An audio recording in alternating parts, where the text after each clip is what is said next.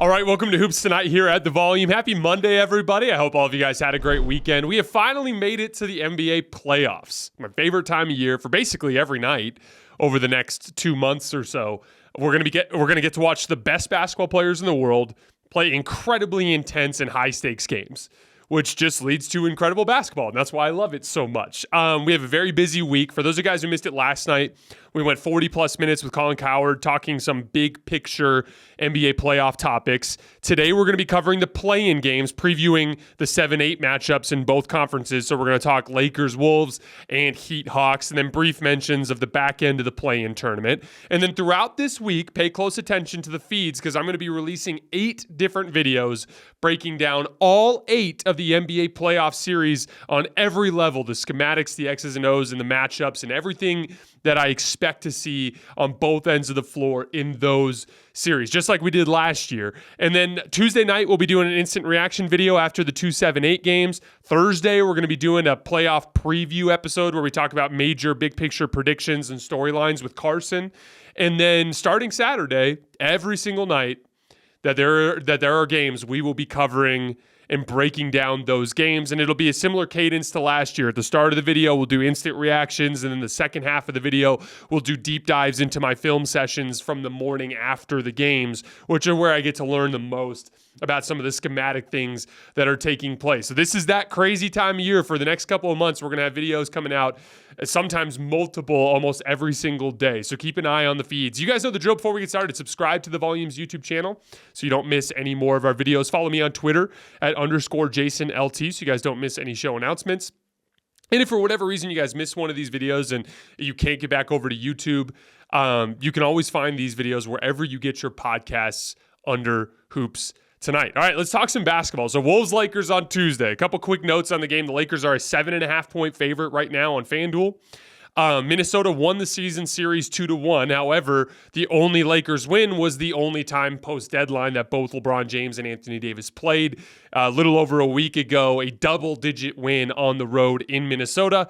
And we found out this morning that not only will Jaden McDaniels be out from the bizarre wall-punching situation, but Rudy Gobert will also be suspended for just this game, expecting him to return should they lose in the second playing game or if they win in the 7-2 series. But he will not be playing on Tuesday night in Los Angeles, did not even travel with the team. Jaden McDaniels is a massive loss.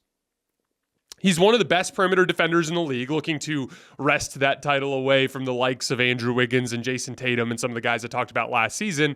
And he's been doing a number on stars all season long. This is crazy. In his last matchup with Steph, he held him to 20 points on 23 shots. In his last matchup with KD, he held him to 16 points on 18 shots. And in his last matchup with LeBron, he held him to 18 points on 19 shots. So in his last 3 matchups with Steph, KD, and LeBron, he held them to 54 points on 60 shots, which is just insane defensive effectiveness from Jaden McDaniels. So taking him out of the picture and replacing him with someone like Taurean Prince, who's a good basketball player. But Taurean Prince is a guy that LeBron James has consistently dominated throughout his career. So switching from McDaniels on LeBron to Taurean Prince on LeBron, that's a huge swing factor in a game like this. And then on the Gobert front, again, like this is complicated. Gobert's a good player. As much as we like to make fun of him, Gobert's a good player. And obviously the Wolves are a better team when Rudy Gobert is out there.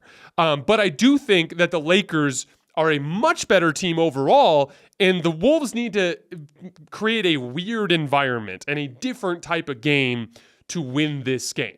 And so their best bet, in my opinion, is an unorthodox type of game where you're doing a lot more switching, you're playing a lot more 5-out offensively and generating an environment where Ant can be very comfortable because their best chance to win is just an otherworldly effort from Anthony Edwards. So even though in like a larger sample size, I think Gobert kind of makes you a better team in this matchup, obviously with what he brings to the table defensively and on the offensive glass and things along those lines, for a one-game sample against a much better team, I actually think Gobert being out kind of creates the type of weird environment that could cultivate an upset in a single game sample. But the Lakers are the better team. They're a much better defensive team, and they're a much better offensive team post-deadline. They have better superstars. They're at home. And then without Jaden McDaniels and Naz Reid and Gobert, they're just not very deep. They're not deep enough to hang with this team. And most importantly, LeBron James and Anthony Davis just have more big game experience. Like, yeah, I know the Wolves have played in this type of 7-8 game and won before. They won last year, but the Lakers did the same thing the year before, and LeBron James and Anthony Davis in their career have just played in so many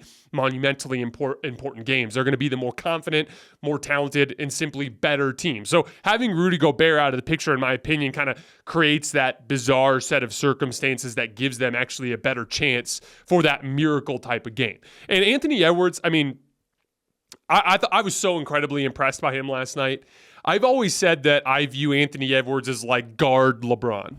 And the main reason that I say that, they're not the same type of player, obviously. And LeBron specifically as a playmaker is just on a completely different stratosphere than Anthony Edwards will ever be able to get, in my opinion. But where I see similarities is the way that at their position, their physical tools can be such a problem. There are a lot of athletic players in the league. There are not a lot of athletic players in the league that are as well-rounded an athlete as Anthony Edwards in terms of overall size and strength, low center of gravity, lateral quickness, vertical pop, all of the different things that you absolutely have to be a supreme athlete. Ant Edwards is a 10 out of 10 on all of those. And what that means is he's able to impact the game in a way that goes beyond what his shot result is. And I thought last night was a perfect example of that. Couldn't make a jump shot to save his life. He was turning the basketball over, but through sheer force of will and athleticism, and by the way, Anthony Edwards is one of the best competitors that we have in the league right now, just in terms of his overall attitude and approach to the game. Just through sheer competitive will and athletic tools, he stole that game.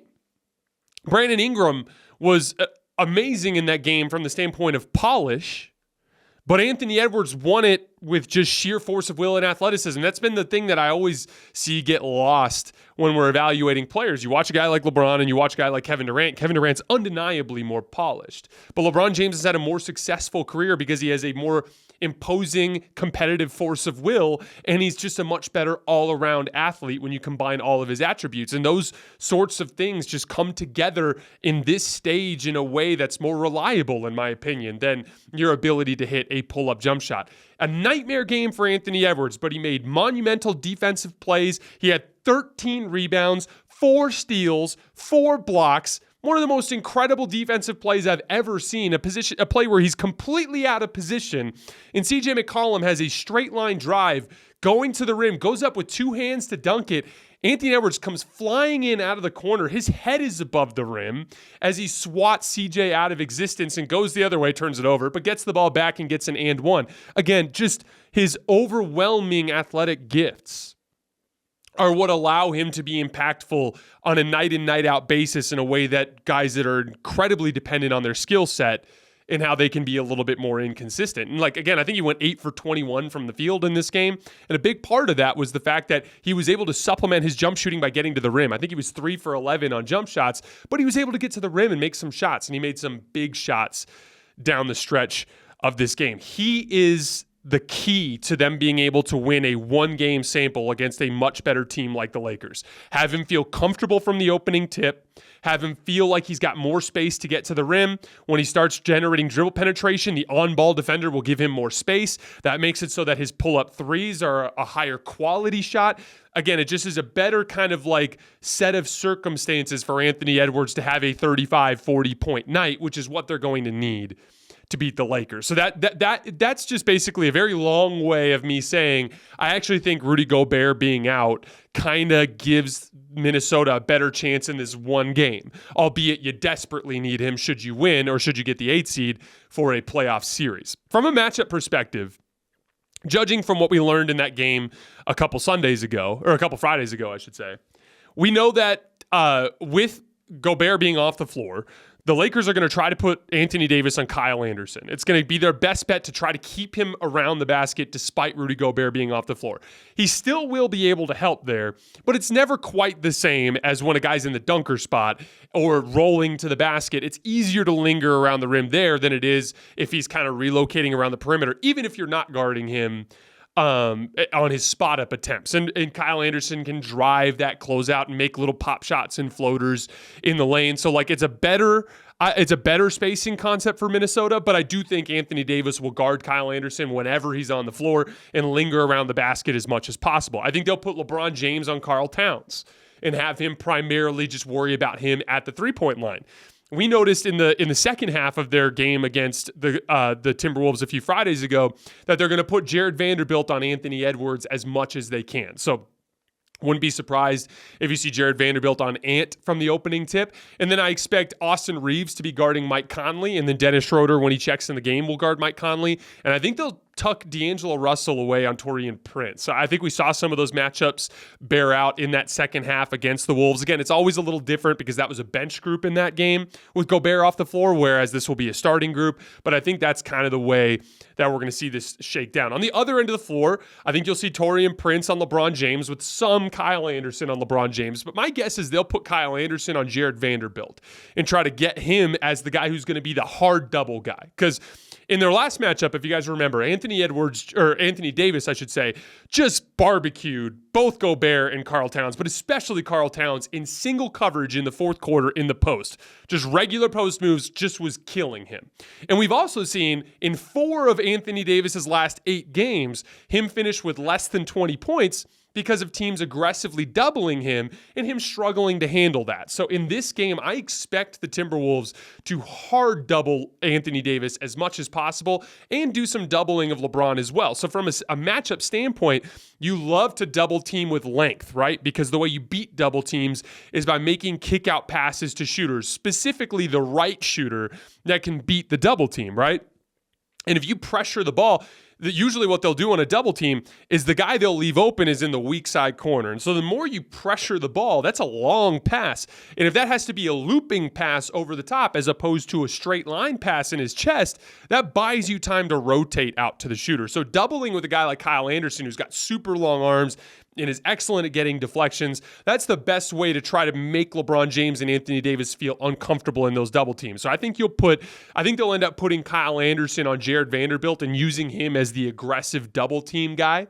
You'll see Taurean Prince on LeBron James, which is a matchup I really like for LeBron, and you'll see Karl Towns on Anthony Davis, which is a matchup I really like for Anthony Davis. So a big storyline in this game is going to be the ability for the Lakers to handle double teams, particularly of Anthony Davis. I expect LeBron James to handle it well. He has his entire career. Honestly, that's going to be one of the biggest stories for the Lakers in this entire postseason run, is how well Anthony Davis manages double teams. There's been a lot of 35-17 type games here down the stretch of the season, and then there's been a lot of like 18-11 type games. And usually the difference between those two types of games is the way teams aggressively double team Anthony Davis and his inability to pass them out of those double teams to earn him single coverage opportunities. So that's the way I see the matchups breaking down. I think you'll see Anthony Edwards start on D'Angelo Russell. He did in the last game. And then I think you'll see Mike Conley start on Austin Reeves. Again, the goal for the Lakers in this game is going to be to keep Anthony Davis by the rim as much as possible. Their best bet there is Kyle Anderson. That just by virtue of having Anthony Davis around the rim, it's going to make things so much harder for Minnesota to score the basketball. That's one of the reasons why this is going to be such a tough game for the Wolves to win. I expect the Lakers to win relatively comfortably. I think they'll be up by about 10 points throughout the game.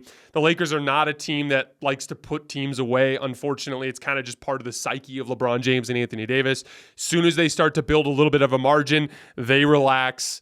And unfortunately, teams just kind of linger around and then they put them away. And my guess is the Lakers end up winning this game by somewhere between like 7 and 13 points, like hovering around 10, give or take a shot here or there. But again, their best chance, Minnesota's best chance to win this game is just an otherworldly game from Anthony Edwards, red hot shooting from Karl Towns. I think you need those two to combine for about 60 in order to have a chance to win this game. But it's certainly there. It's certainly on the table. That's always the case in a single game when you have a talent the likes of Anthony Edwards. But I do like this matchup for the Lakers. I think they'll be able to keep AD around the paint. I think LeBron James working against Taurean Prince, demanding double teams, is going to generate high-quality shots all game. My guess is they double-team Anthony Davis, and he struggles with it again like he usually does. They end up running the offense through LeBron James in the post. That's what I expect to happen in this game. Again, single game, anything can happen, but I think the Lakers are going to win. All right, let's move on to Atlanta, Miami. So a couple game notes. Miami's a 5-point favorite. Miami won the season series 3-1. To my knowledge, I tried to look up some injury reports today, but I think everyone is playing for both teams in this game. Kyle Lowry has been back in the lineup for the better part of a month now. And he's actually been helping them a lot as a playmaker. And he's been one of the plus-minus heroes of the team since he returned. But he's been coming off the bench. If you look at the way that Miami has been building their rotation out, you can bet it's like a lot of teams that are in these middling areas of the standings, the middle 10 teams of the league, they don't really have a surefire 5 guys that they like to go to. Even the Lakers, it's D'Lo and it's Austin and it's LeBron, Vanderbilt, and AD, but it's like, and on any given night, it might be Dennis instead of D'Lo or Dennis instead of Austin, and it might be Rui instead of Jared. It might instead of Jared Vanderbilt, depending on what they need from that specific lineup. And Miami's very similar. It's going to be Bam. It's going to be Jimmy. It's going to be Tyler Herro. And then you're probably going to see Caleb Martin. He's been taking a lot of their primary point of attack assignments as of late. I expect him to guard Trae Young from the opening tip in this game. And then that 5th guy, it's just going to be a question of what they need. Sometimes it's going to be Max Strus when they're doing more switching. If Trae Young is trying to attack a lot in ISO, I wouldn't be surprised if they go with Gabe Vincent just because he's a little quicker. And then I wouldn't be surprised if you see Kyle Lowry in there in days where he's feeling well physically. It's going to oscillate around, but I think when the chips are down, when they need stops in this game, down the stretch of games, it's going to be Bam, it's going to be Jimmy, it's going to be Tyler Herro, it's going to be Caleb Martin, and then my guess will be they'll go down with Max Strus in a more switching approach, but we'll see. They have been going back and forth a lot in that specific situation. Their last matchup with Atlanta, they were still playing Oladipo down the stretch, and he's kind of fallen out of the crunch time rotation, so I don't expect that to be the case. They had Caleb Martin on DeJounte Murray a little bit more because Victor Oladipo was out there. But then down the stretch, they actually switched that and Caleb Martin guarded Trae. That's why I expect him to guard Trae in this game. DeJounte Murray's an interesting matchup because he's got a little bit of a higher release point than a lot of the other smaller guards in the league. He gets down to that 15-foot mark and he kind of pushes his release up higher and he can shoot over the top of teams. And so I wouldn't be surprised if over the course of that game, if they have to make an adjustment and they have to move Caleb Martin because he's taller and a better athlete, move him over to DeJounte Murray and have to find somebody to guard Trae Young. And that's going to be the trick. Now we know the way that they're going to guard these Atlanta Hawks high screens and it's a high pick and roll with Trae, but it's a lot of dribble handoffs and other off-ball actions for DeJounte Murray. They like to aggressively switch. So the difference between an aggressive switch and a passive switch is it almost looks like a blitz, right? Like it's not like, okay, I'm guarding that guy now.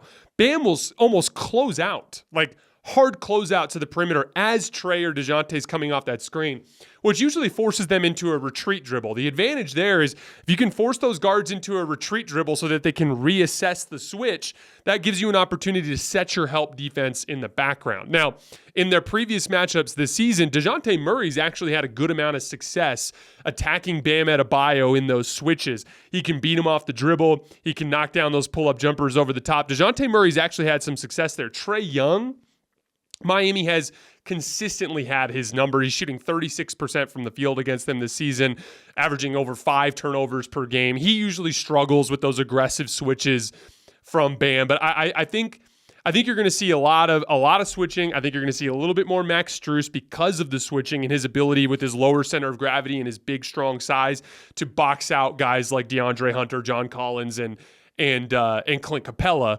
The more interesting thing to me is on the other end of the floor, how Atlanta is going to guard Miami, because we can count on Miami to figure it out. They've given Trae Young issues like we talked about. Spoelstra is going to mix in zone with his aggressive pick and roll coverages, right? So you're going to see like they ran, I think, 9 possessions of zone the last time they played the Hawks. And the Hawks actually played pretty well against their zone in that game. But it's more of a rhythm disruptor. You just throw it in every once in a while, and it just kind of gets you out of your groove that you're in. And with those aggressive switches, they kind of take them out of their pick and roll game and turn them into an ISO team. I think Miami's going to have some success. Obviously, with a team like Atlanta, they have so much offensive firepower that if they shoot well, obviously they can win. It's not that they don't have a chance. In fact, I think Atlanta has a much better chance against Miami than Minnesota does against the Lakers. I don't think that's much of a hot take, but I do think that it's advantage Miami on the defensive end of the floor against Atlanta. On the other end of the floor, the way that they guarded Miami last time is they tucked Trae Young on Tyler Herro, which is kind of an interesting choice, right? They put DeAndre Hunter on Jimmy Butler, and they put Clint Capella on Bam Adebayo, and they run drop coverage. And they had a lot of success getting Jimmy Butler down. In the last matchup against each other, the game was actually tied at 113 in the middle of the fourth quarter. And it was Jimmy pick and roll kick for three, Jimmy pick and roll kick for three, Jimmy pick and roll pull up jump shot, and the game was basically over. So they just spammed pick and roll. Atlanta was hesitant to switch, which allowed Jimmy Butler to get downhill against Clint Capella dropping way far back in his drop. And then he's just making decisions because as Jimmy gets downhill like that, it's a natural inclination of the defense to kind of suck in, and that's when those shooting opportunities are there. As is the case with Miami a lot, their spot-up shooting kind of dictates their outcomes. If guys like Caleb Martin and Max Strus and Tyler Herro are hitting their threes, they can look like a dynamic offensive team behind the shot creation of Jimmy Butler. But, those guys can run hot and cold sometimes, and that can be an issue for them. I would say the line feels right to me. Miami -5 feels right.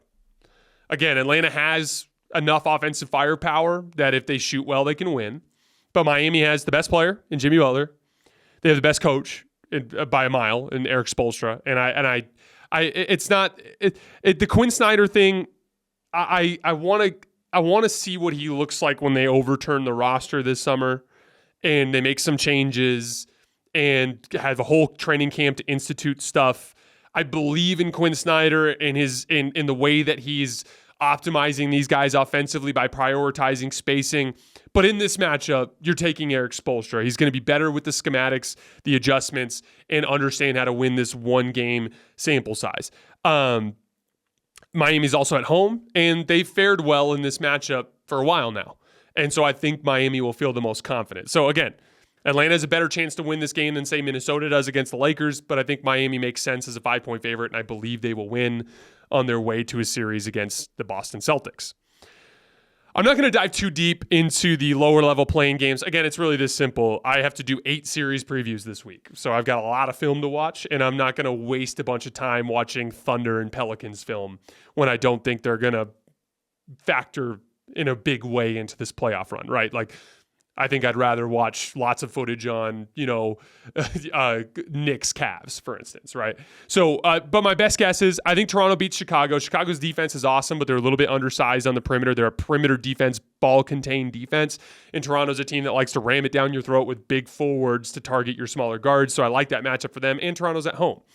I do think Atlanta beats Toronto, though. They've had their number all season. So I think we'll end up seeing Atlanta be that 8 seed. And then out west, I think the Pelicans win comfortably against OKC. They're good at home. OKC is another, team that has a lot of ball handling and shooting. Like, it's kind of like this shot creation contest, right? Between Josh Giddey, Jalen Williams, and Shai Gilgeous-Alexander versus Brandon Ingram, CJ McCollum, and Trey Murphy, right? And I just give a slight nod right now, especially with the length and athleticism they have defensively. I give a slight nod to the Pelicans, especially at home. Not to mention the Jonas Valanciunas element. He's going to be able to generate some advantages inside against Jalen Williams. He's going to be the biggest player on the floor by a mile in this game. So I think the Pelicans win comfortably against OKC, and then it's another coin flip game against Minnesota. And I think Ant actually might be better than Ingram right now. Again, I know it sounds crazy to say, but especially in this type of game where the physicality and athleticism plays a bigger role, I actually like Ant as the best player on the floor in this game. So I just give a slight nod to Minnesota. So my best guess right now is I think the Lakers are going to be the 7 seed in the West, and the Wolves will be the 8 seed, and the Hawks will be the 8 seed in the East, and the Heat will be the 7 seed. But again, these are single game samples. In a playoff series, you have much more time for your advantages to bear out. In a single game, it could be foul trouble, it could be shot making, it could be officiating. There's so many different things that can go one way or another to swing a game, so anything can happen.